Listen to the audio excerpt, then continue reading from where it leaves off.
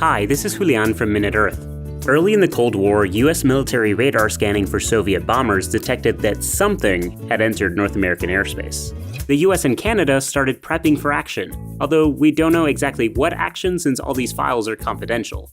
But we do know that before any really drastic measures were taken, military intelligence discovered that what they assumed was a Soviet bomber was actually a flock of Canada geese. And this wasn't just a fluke flock of fowl. Since radar debuted in 1935, people using the technology to identify incoming aircraft and bad weather have regularly been fooled by birds. But we've since gotten really good at erasing birds from radar, which has, weirdly, ended up helping birds. That Soviet spotting radar, like all radar, would send out radio waves and then listen for what bounced back off stuff in the sky. But it was only equipped to tell us that something was up there. It couldn't tell us anything about that thing. Today, we've improved radar technology to provide us with way more info, and we have computers capable of analyzing that data in real time to give us a much clearer idea of what's there. For example, we've upgraded radar to detect shifts in wave frequencies, which gave us the ability to measure the speed of objects we were picking up in the sky, just like the radar that police use to catch speeders. This makes it easy to distinguish birds from planes that fly hundreds of kilometers per hour. And to improve weather forecasting, we switched from single polarization radars to dual polarization radars, which transmit both horizontally and vertically oriented waves at once.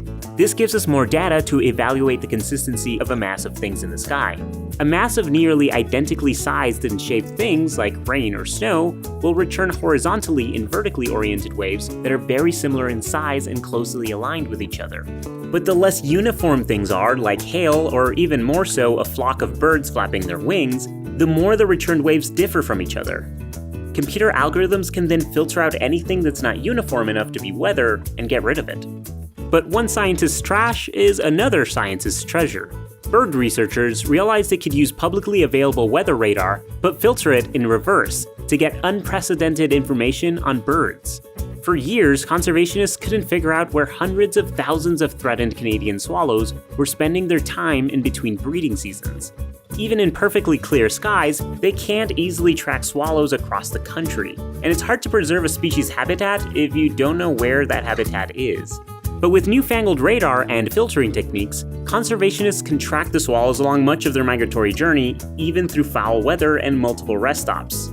All they have to do is look for these beautiful concentric blooms swallows create every time they leave their roosts, and continue to follow their radar signature. So thanks to modern radar, tracking swallows is no longer a wild goose chase, or swallow chase. This video's sponsor, Nature Canada, has used these same radar techniques to identify potential roosting sites for threatened swallows around the lower Great Lakes in Ontario. Pinpointing the sites can still be difficult, but where good radar data is available, Nature Canada's scientists and community partners can much more quickly start the fieldwork of confirming the roosting sites, counting the swallow species there, and determining the best ways to protect them. Nature Canada has been helping to save birds and other wildlife for over 80 years through conservation, education, and policy. To give nature a fighting chance, Nature Canada says we need to protect at least 30% of the world's lands and ocean by the year 2030. To find out how you can help achieve 30 by 30, visit naturecanada.ca. Thanks, Nature Canada.